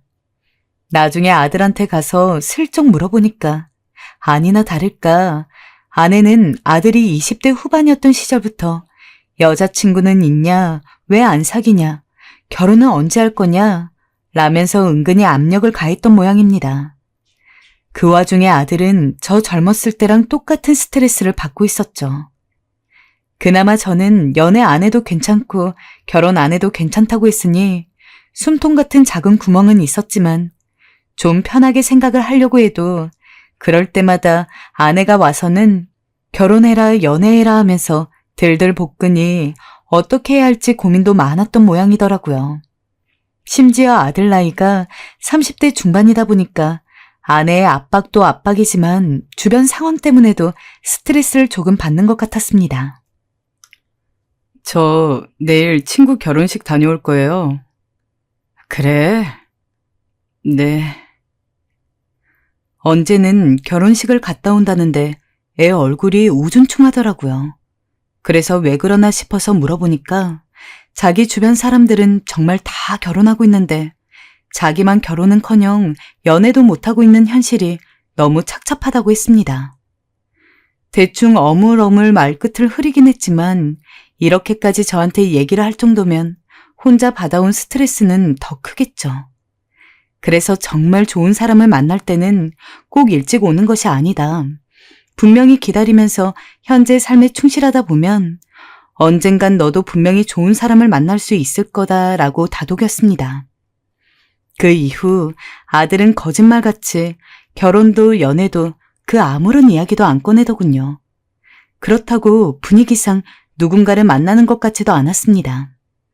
그래서 저는 아들이 결과적으로 연애든 결혼이든 하지 않는 방향으로 마음을 굳혔다고 생각했어요. 그렇게 한 살 한 살 나이가 먹고 그 어리고 젊었던 아들도 이제 40대에 들어가게 되었습니다. 그때는 저희나 아들이나 서로 먹고 사는 게 바빴던지라 아들이 여자를 만나고 안 만나고를 생각할 겨를도 없었어요. 그런데 어느 날 아들이 저희한테 깜짝 소식을 전하더군요. 어머니, 아버지, 내일 저 결혼하고 싶은 사람 좀 데려오려고 하는데 시간 되세요? 결혼할 사람? 네, 아버지. 좋은 사람이라 얼른 보여드리고 싶어요. 어머니도 옆에 계시죠? 현서가 너무 잘 됐다. 내 이런 날이 언제고 올 줄 알았는데 얼른 데려와라 얼른. 혹시 아가 음식 뭐 좋아하니? 좋아하는 걸로 준비해줘야 싶은데. 이 사람 아무거나 다 잘 먹어요. 어머니 편한 걸로 그냥 준비해주세요. 그래, 알겠다. 그러면 맛있는 걸로 준비하고 기다리고 있으마. 조심히 내려와야 한다. 네, 어머니. 여자의 이응자 한 번 안 꺼내던 아들이 갑자기 결혼할 사람이라니. 반쯤 포기했던 저희 입장에서는 얼마나 놀랐겠습니까? 아내는 심지어 너무 기뻐 춤까지 출 기세였어요. 허나 누군가를 데려온다는 말이 기쁘기도 했지만 한편으로는 걱정이 됐던 것도 사실입니다. 그날 밤에 아내랑 같이 아들이 대체 어떤 여자랑 결혼한다고 그러는 건지 궁금하다며 밤새 이야기를 나누다 잤습니다. 그리고 아침이 되자마자 아내는 며느리 될 사람 맛있는 거 차려준다면서 새벽같이 장을 보러 나가고 저는 집에서 청소를 하면서 아들이 결혼할 사람을 데리고 오기를 기다렸습니다. 낮이 다 저물기 전 아들이 들어오는 소리가 들리길래 저랑 아내랑 정말 버선발로 현관까지 마중을 나갔습니다. 근데 안녕하세요. 도티 화이입니다. 그래요. 어서 들어와요. 저는 당황하고 말았습니다. 한국말을 굉장히 유창하게 잘했지만 한국 사람이 아니었습니다. 어느 나라 사람인지 첫눈엔 알 수 없었지만 느낌상 동남아에 가까워 보였죠. 아내가 불이 나게 며느리 될 사람을 상앞에 앉히는 동안 제가 아들한테 살짝 물어보니 베트남 여자라고 했습니다. 요새야 외국인이랑 결혼하는 사람들도 많으니까 국제결혼 자체에 대해서 좋지 않게 보는 건 아니었습니다. 마음 잘 맞으면 한국인이든 외국인이든 상관없었죠. 근데 아들 나이에 비해서 데려온 여자가 너무 어리다는 게 마음에 걸렸습니다. 아내 역시 그런 듯 했어요. 며느리는 어리게 보였던 만큼 실제로 나이도 어리더라고요. 겨우 22살이었으니까요. 그저 아들이 며느리감을 데려온다는 것에 반색했던 아내도 나이를 듣자마자 완전히 놀란 얼굴이 되었습니다. 최대한 좋은 분위기에서 식사를 마치고 며느리를 먼저 보낸 다음에 거실에서 아들과 셋이 이야기를 나눴습니다. 대체 갑자기 어떻게 된 거냐? 베트남 여자라니. 아니, 베트남 여자인 건 고사하고 네가 40이 넘었는데 아내 될 사람이 22살이라고? 너무 어리지 않니? 아, 그게요. 아버지, 제가 국제결혼 업체에서 직접 신청을 해서 소개를 받은 여자예요. 2년 전에 신청해서 만나보니 괜찮더라고요. 솔직히 머리가 띵했어요. 이게 말이 좋아서 국제결혼이지 그런 업체에서 소개받은 여자라는 것은 사실상 돈 주고 아내를 사는 것과 다름이 없지 않습니까? 무조건 열렬히 사랑하는 사이에서만 결혼을 해야 된다는 낭만주의자도 아니지만 그렇다고 해서 결혼을 하자고 생판 타국의 어린 여자를 돈 주고 산다는 것 또한 이해할 수 없었습니다. 나는 이 결혼 반대다. 차라리 네가 정말 어떠한 인연이 닿아서 저 여자를 만나가지고 서로 사랑하게 됐다고 하는 거면 이해를 해볼 노력이라도 하지. 국제결혼 업체에서 소개를 해줘가지고 알게 되었다는 거는 결국 돈 주고 아내를 사는 거나 다름이 없는 일이지 않냐? 나는 그런 결혼을 허락할 수는 없을 것 같다. 아버지, 그게 무슨 말씀이세요? 아니에요. 저 이 사람 마음에 들어 하는 결혼이에요. 왜 사람을 산다느니 그런 말씀을 하시는 거예요. 어머니, 아버지 좀 어떻게 말려주세요. 그래요, 여보. 어쨌든 우리 애가 소개를 받긴 했지만 서로 정이 들었다 하잖아요. 이게 뭐 나쁘게만 볼 일이에요? 그리고 우리 현석이 나이도 적지 않은데 그냥 일반 한국 여자들하고는 연이 닿기 쉽지 않을 거예요. 여보, 잘 생각해봐요. 기껏 인사시키려고 여기까지 데려왔는데 여기서 결혼을 무른다고요? 그런 법이 어딨어요. 우리 애가 좋다 하니 허락해 줍시다. 글쎄, 난 싫다니까. 허락 못한다, 저 아이. 거의 돈 때문에 여기 팔려온 거나 다름없어. 22살밖에 안 된 애가 뭘 알겠어. 하지만 아들은 어떻게든 결혼을 하고 싶다고 우겼습니다. 게다가 아내까지 어찌됐든 며느리 얻으려고 그렇게까지 했는데 이대로 결혼을 안 하는 것도 이상하지 않냐고. 며느리가 많이 어리기는 하지만 잘 생각해보면 그것도 어느 정도 장점이 있을 거라고 저를 설득하려 들었습니다. 그 문제로 한 일주일을 싸웠습니다. 솔직히 어리기도 어리고 아까 말했던 것처럼 진짜 좋아하는 사람도 아닌데 하다못해 자연스레 만나게 된 사이도 아니면서 그냥 정말 결혼할 목적으로 만났다는 게 너무나 마음에 걸렸죠. 게다가 아들이 결혼을 한다고 해서 당장 며느리랑 따로 분가를 할 수 있는 상황도 아니었습니다. 여보, 제발 우리 며느리가 이 결혼 꼭 하고 싶다잖아요. 저한테 어제 전화까지 왔다니까요.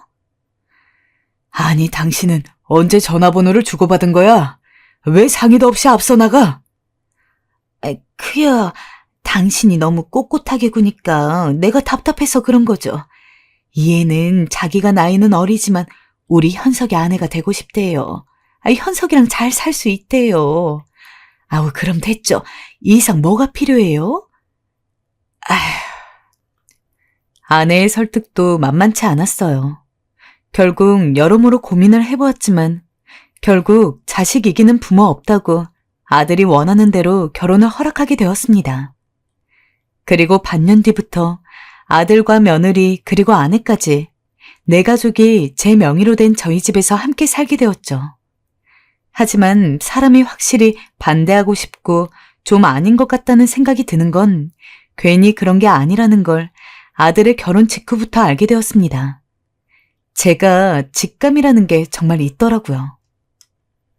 아가야, 이제 슬슬 저녁 시간 다 돼가는데 밥은 했니? 금방 할 거니까 말 안 하셔도 돼요. 그래, 알았다. 재촉한 거 아니다. 천천히 해도 돼. 며느리가 정말 기본도 안 된 애였습니다. 어리다고 봐줄 수 있는 그런 게 아니었어요. 베트남에 있을 때부터 한국어를 배워서 수준급으로 구사했습니다.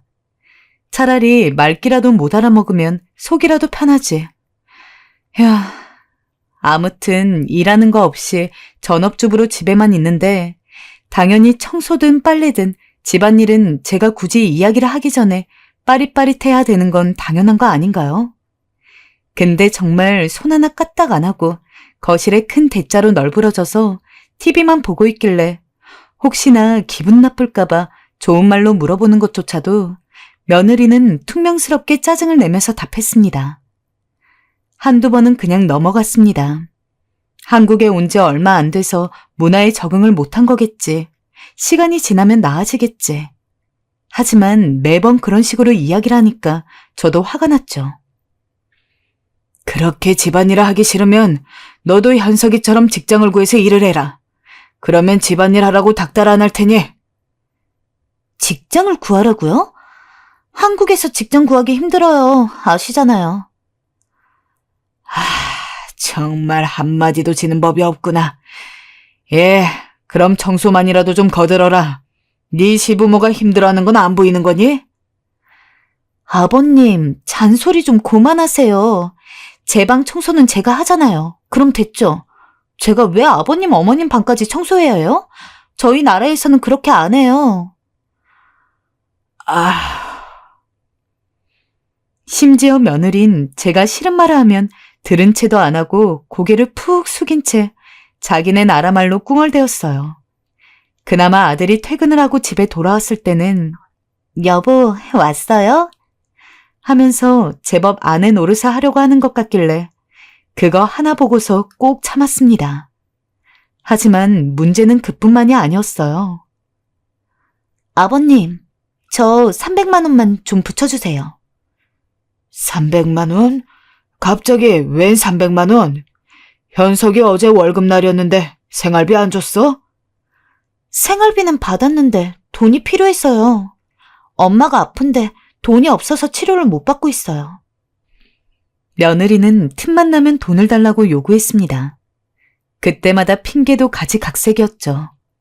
처음에는 베트남에 사는 어머니가 아프다길래 비록 얼굴 한 번 못 봤지만 그래도 사돈댁인 만큼 빨리 치료하고 얼른 나으라고 이야기 전해달라고 하면서 바로 돈을 붙여줬습니다. 하지만 그렇게 한번 아무런 의심 없이 돈을 주니까 그 뒤에도 이번엔 아버지가 아프다느니 어머니가 저번에 치료를 받고서 나았는데 다시 병이 도졌다느니 집이 비바람에 무너져가지고 공사를 해야 되는데 당장 돈이 없어서 다른 가족들이 다 길바닥에 자게 생겼다느니 그래서 언젠가부터는 정말 부모님이 아프고 집안 사정이 안 좋은 거면 최소한 영상통화를 해서 직접 보여달라고 하니까 또 웅얼웅얼 핑계를 대면서 더 이상 저한테 돈 달라고 이야기를 안 하더라고요. 딱 봐도 그동안 돈 달라고 했던 거는 다 핑계였다는 게 눈에 보였습니다. 현석이 너, 네 아내가 돈 달라고 해도 절대 주지 마라. 원래 주기로 되어 있던 생활비만 주고 그 외는 부탁하는 거는 누구 핑계를 대던 주면 안 돼. 왜요? 그간 나한테 돈 달라고 해서 몇 번 해줬더니 거짓말인 것 같더구나. 매번 다 핑계였어. 일단 알겠어요, 아버지. 그리고 그 부분은 아내에게 잘 말해볼게요. 하지만 아들은 저 모르게 며느리한테 생활비 외적으로 얼마씩 돈을 주고 있었죠. 계좌이체하는 걸 저한테 한 번 걸려서 알게 되었습니다. 그렇게 거짓말이라고 진짜로 그 돈이 필요해서 그런 게 아니라고 돈 뜯어가지고 자기 고향에 붙이는 거라고 수십 번을 이야기해도 소용이 없었습니다. 그래도 제 아내인데 어떡해요. 라면서 달라는 돈을 꼬박꼬박 다 주는데 이거 누가 봐도 호구 잡혀서 사는 거 아닙니까? 제가 진짜 속이 터져가지고 죽는 줄 알았습니다. 애초에 국제결혼 같은 걸 반대했던 이유 중에 하나도 요새 젊은 동남아 여자들이 나이 많은 한국 남자 노려서 결혼해주는 대가로 이것저것 돈 받아가지고는 편하게 살다가 나중에 도망을 간다는 이야기가 너무 많아가지고 제 아들도 혹시나 그런 꼴이 되지 않을까 싶었던 것도 있었는데 뭐 이거는 며느리가 도망만 안 갔지 돈 뜯어가는 건 똑같지 않습니까? 제가 아무리 좋은 말로 다그치려고 해도 소용이 없었습니다. 아들이 아내한테 절절 길면서 죽고 못 사는 듯이 보니까 며느리도 점점 저와 제 아내를 하대하기 시작했죠. 저 바쁘니까 빨리 시키지 마세요. 그리고 저녁 정도는 어머님이 차릴 수 있는 거 아닌가요? 반찬 많이 있어야 하는 것도 아니고 저 조금 이따 나가봐야 해서 밥할 시간 없어요. 아까 현석 씨가 방 청소 좀 해달라고 했는데 아버님이 대신 해주실 수 있죠? 어려서 더 거리끼는 게 없는 것 같았습니다. 며느리는 정말 이 온 집안 사람들이 다 자기를 위해 돌아가야 한다고 생각하는 듯이 굴었죠. 당당하게 저와 아내에게 집안일을 시키는 것은 물론이고 이제는 뭐라고 한마디 좀 하려고 하면 꽥꽥 소리를 질러대니 못 참겠더군요. 아가, 너 일로 좀 와봐라. 너 요즘 시부모를 너무 막대한다고 생각이 들지 않니? 기본적으로 해야 할 청소며 빨래며 아무것도 하지 않고 왜 네 시어머니가 네 속옷 빨래까지 다 해주고 있어야 하는 거야? 우리가 너한테 뭐 부족하게 해준 거 있니? 가족 아프다면 돈 보내주고 무슨 집이 무너졌다 하면 그거대로 돈 주고 내 아들도 너한테 섭섭하지 않게 다 해주고 있잖니. 그럼 너도 최소한의 예의는 지켜야지. 늘 그렇게 놀고 먹으면서 쇼핑만 하고 돌아다닌다는 게 말이 되는 얘기니? 아버님, 언제는 아버지처럼 편하게 생각하라시더니 어이없네요. 저 그냥 제 나라로 돌아갈래요. 뭐? 제 나라로 간다고요. 저도 못 살겠어요, 더 이상. 저 그래도 나름대로 여기 와서 할 거 다 하고 있어요. 현석 씨 밥도 가끔 챙겨주고요. 어머니, 아버님이 이상하세요. 그러면서 당장 자기 나라로 돌아갈 거라느니 돌아가기 전에 고소를 할 거라느니 어쩌냐면서 반대로 저희를 협박까지 하려고 들었습니다. 기가 차서 말도 안 나왔죠.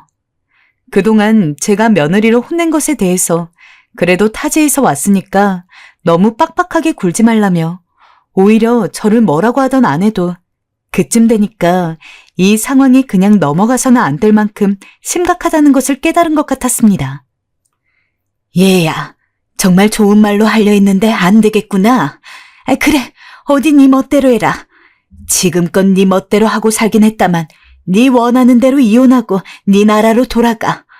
우리도 더 이상 너랑 같이 못 살겠다. 더 이상 널 며느리로 봐줄 수도 없고 어디 네 멋대로 하려무나. 그 말에 며느리는 좀 당황한 듯 하더니 자기 방으로 쏙 들어가 버렸어요. 그리고 아들이 퇴근에 들어오자 조르르 달려가더니 오늘 일을 막 설명하더군요.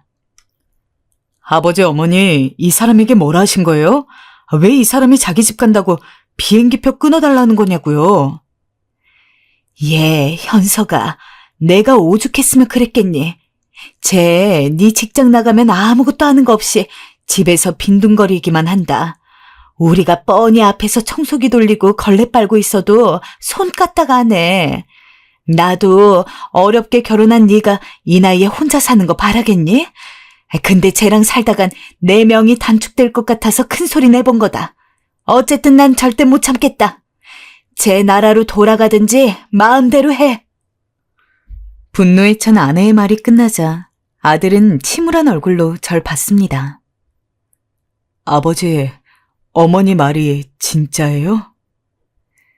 저는 더 소란을 일으키고 싶지 않아 조용히 고개를 끄덕였어요. 그러자 아들도 다시 며느리에게 가는 것 같더니 뭐라 한 소리를 하더군요. 당신, 이제 우리 어머니 아버지 일할 때 같이 일하도록 해. 당신이 우리 어머니 아버지랑 사는 거 불편하다는 거 알고 있어. 그래도 일할 땐 같이 도와드리는 게 여기선 예의야. 당신이 고치지 않으면 나도 당신과 헤어지는 걸 고려할 거야. 그 다음에 며느리가 뭐라 했는진 들리지 않았지만 아무쪼록 다음 날부터 며느리의 행동이 좀 달라지긴 했어요. 아버님, 여기 걸레요. 제가 빨아놨어요. 어머님, 장은 제가 보러 갔다 올게요. 맛있으세요? 내일은 된장찌개 끓여볼게요. 어떻게 하면 맛있게 하는 건지 알려주세요. 솔직히 좀 얼떨떨하긴 했지만 마음은 놓였어요. 무엇보다 몸이 편했으니까요. 네 사람 못새 집안일을 이제 세 사람이 하니 일도 줄어들고 파스 붙일 일도 없었죠. 아무래도 며느린 아들이 무섭고 단호하게 나가자 거기에 겁을 먹은 듯 했어요. 잠을 자면서도 아내와 작은 목소리로 조용히 며느리 얘기를 하곤 했는데 아내는 변한 것 같긴 한데 또 언제 돌아올지 모르겠다고 무섭다고 했어요. 그래도 저는 일단 바뀌긴 했으니 한번 믿어보자고 말했습니다. 만약에 원래대로 돌아가려 하면 그때 생각을 해보자고요. 그런데 하루 이틀로 끝날 줄 알았던 며느리의 변화는 생각보다 오래 지속됐어요. 이젠 자기가 알아서 이부자리 정리도 하고 저희 침실도 대신 청소해주고 밥 차리는 것도 웬만하면 자기가 하려고 하더군요. 옆에서 보니 생각보다 성격도 꽤 야무졌어요. 집안일을 안 해서 그렇지 막상 하니 참 잘하는 아이였더군요. 아가야, 잘하는데 소금을 조금 더 넣으면 간이 맞는단다. 싱겁게 먹는 것도 좋긴 한데 너무 싱거우면 맛이 없어지거든. 아, 네 알겠어요, 어머니. 아내와의 사이는 말할 것도 없죠. 어쩔 땐 엄마와 딸처럼 보일 정도로 사이가 좋아 보일 때도 있었어요. 둘이서 같이 장도 보러 가고 붕어빵도 사 먹고 오고 옛 기억은 다 잊혀진 듯 옆에서 보기만 해도 흐뭇하더라고요. 그런데 제가 이렇게 제 이야기에 대해서 사연을 쓰게 된 계기의 사건이 터집니다. 참 어디서부터 시작해야 할지 막막하네요. 아내는 평소 귀금속을 한 서랍에만 보관을 해두는데 맨날 도둑들 걱정이 많아가지고 서랍을 언제나 열쇠로 잠가둡니다. 근데 어느 날 안방에서 아내가 비명을 지르더군요. 무슨 일인가 싶어서 헐레벌떡 달려가니까 늘 잠궈두던 서랍장이 열려있고 안에 귀금속이 전부 사라졌다는 겁니다. 당연히 깜짝 놀라서 마침 집에 있던 며느리한테도 혹시 찾으면 꼭 얘기해달라고 하면서 정말 집안을 샅샅이 뒤졌습니다. 근데 아무리 이 잡듯이 뒤져도 반지며 목걸이며 콧배기도 보이지 않았죠. 하지만 집에 계속해서 사람이 있었기 때문에 도둑이 들어설 가능성도 없었습니다. 아내는 시름시름 알아서 죽으려고 하고 저는 저대로 걱정이 되고 어떻게 하나 싶어서 전전긍긍 하는데 문득 며느리에게 눈이 갔습니다. 제가 같이 찾아보자고 했으니 찾는 척을 하기는 하는데 어쩐지 기분이 쎄했죠. 그러고서 생각을 해보니까 며느리가 일주일 전 은근슬쩍 귀금속 얘기를 꺼냈던 게 생각이 났어요. 어머님은 왜 서랍장에 열쇠를 걸어 잠그시는 거예요? 도둑들까봐 그러지. 여기가 사람이 많이 사는 동네가 아니긴 해도 혹시 몰라. 우리 집에 가져갈 거라곤 그것밖에 없는데 잘 보관해둬야지. 아, 그러셨구나. 그럼 열쇠는 어머님이 가지고 다니시는 거예요? 아니, 귀찮게 그러진 않고 그냥 내 옛날 쓰던 핸드백에 넣어놓고 필요할 때만 써. 순간 머리를 망치로 맞은 듯 했습니다. 평소에 아내라면 그런 건 말해주지 않았겠지만 며느리와 사이가 가까워지다 보니 거리낌 없이 열쇠의 위치를 말해준 것이었어요. 저는 아내에게 조용히 다가가 그날의 대화를 말하며 며느리 짓인 것 같다고 했습니다. 설마 아닐 거예요. 걔가 아무리 돈이 궁했다 해도 도둑질까지. 분명 틀림없어. 그 열쇠 위치 우리 식구들 말고 아는 사람이 또 누가 있어. 며느리 포함해서 우리 4명인데 며느리 짓이야. 아니에요. 설마 우리 며느리가. 아내는 설마 아닐 거라며 며느리를 믿으려 했지만 아내 역시 불안해 보였어요. 저는 며느리와 아내가 잠깐 나가게 한 후 며느리와 아들이 쓰는 방을 뒤지기 시작했어요. 하지만 침대 시트부터 시작해서 다 뒤집어 엎으며 찾았는데 귀금속이 보이질 않았어요. 촉감은 분명 며느리 짓이 분명했는데 말입니다. 그날 밤 아들은 퇴근하고 이 일을 알게 됐어요. 아이고, 어떡해요. 어머니, 거기 아끼시는 게 잔뜩 들어있잖아요. 정말 우리 집에 도둑이라도 든 거예요? 어머니 혹시 어제 대문 열어놓고 주무셨어요? 아들은 며느리 짓일 거라곤 전혀 상상도 못하고 순진한 얼굴로 저희에게 물었습니다. 저희는 그 얼굴에 대고 며느리일 것 같다고 말할 수가 없어 우물쭈물거렸어요. 근데 거기서 며느리가 갑자기 눈물을 흘리는 게 아니겠어요? 생각해보니 어머니가 대문 닫아놓으라고 하셨을 때 제가 안 한 것 같기도 해요. 이를 어떡해요. 저 때문에 그 비싼 보석들이. 딱 봐도 연기였습니다. 그 눈물 연기에 정말 혀가 내둘러지더라고요. 아내 역시 마찬가지인 듯 했어요. 어떻게 해야 할지 그렇게 가슴만 조려대던 차에 아내는 귀금속을 잃었다는 충격에 그것도 며느리 짓일 수도 있다는 생각에 시름시름 알아갔어요. 저 역시 모든 게 수면 위로 드러나 진실이 밝혀졌으면 했고요. 현실적으로 저나 아내가 지금 뭘 어떻게 할 수가 없다는 게 제일 마음에 걸렸어요. 물론 아들한테 한번 날 잡고 상세하게 이야기를 해야 된다고는 생각을 했는데 아들은 그 여자한테 너무 홀려 있는 것 같아서 할 수가 없었어요. 막상 잘 좀 해결해달라고 이런 말을 하면 오히려 그 여자 편을 들까봐 두려웠어요.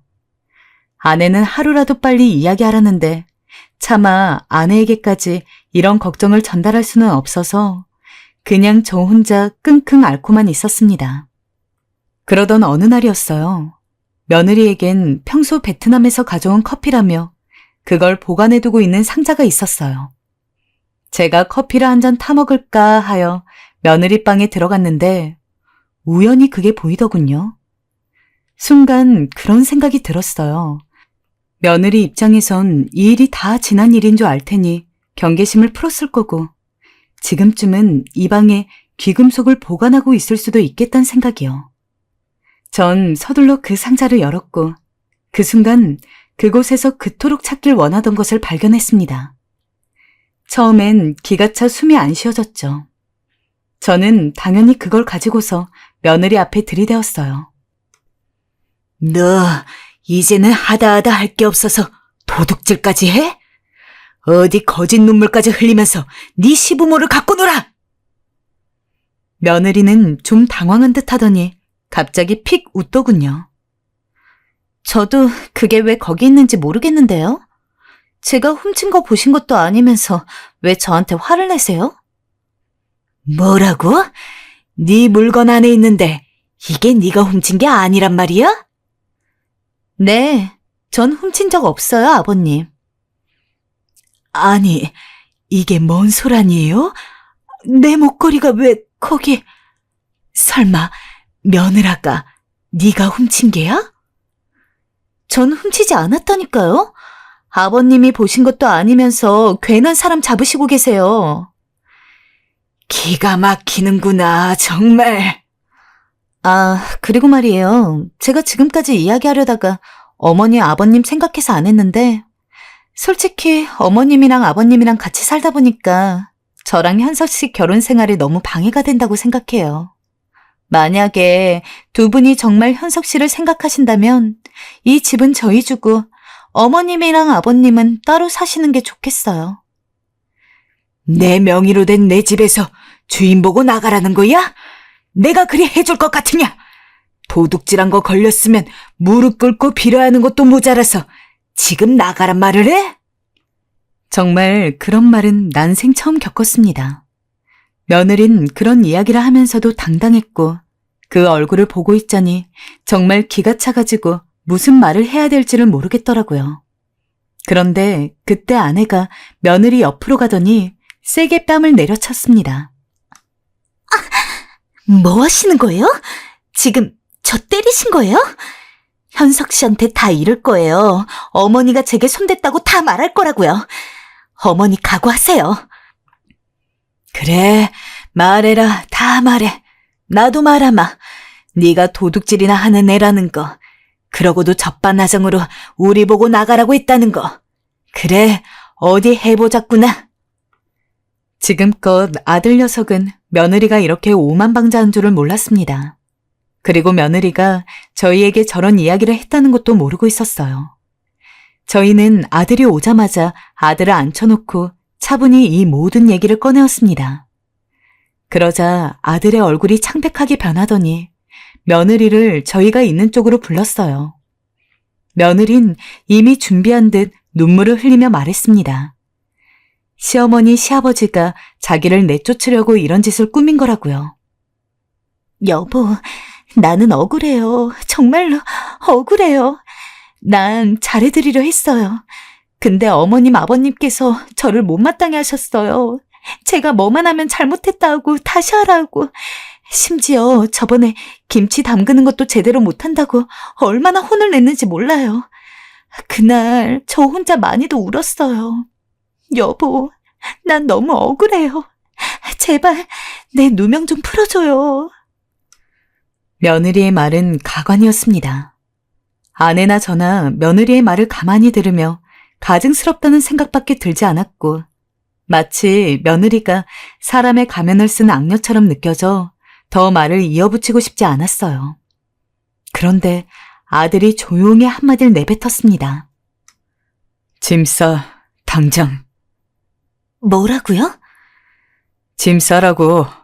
우리 어머니 아버지 그 누구에게도 그럴 분들 아니셔.